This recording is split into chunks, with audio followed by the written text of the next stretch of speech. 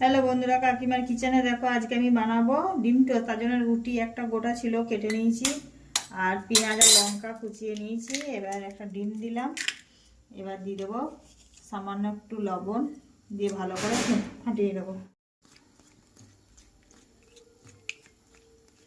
কড়াই তেল দিয়ে দিয়েছি, দেখো তেল গরম হয়ে গেছে। আমি ফাটানো ডিমটাকে দিয়ে দেবো।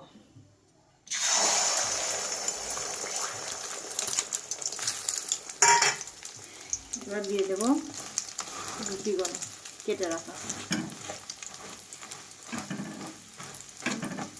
দেখো আমার একদিকটা হয়ে গেছে, এবার এইভাবে উল্টে দেবো। দেখো বন্ধুরা, আমার ডিম টোস্ট রেডি। এবার এটা নামিয়ে কেটে নেবো।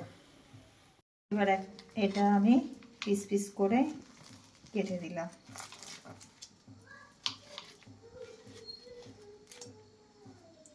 আমার রেডি।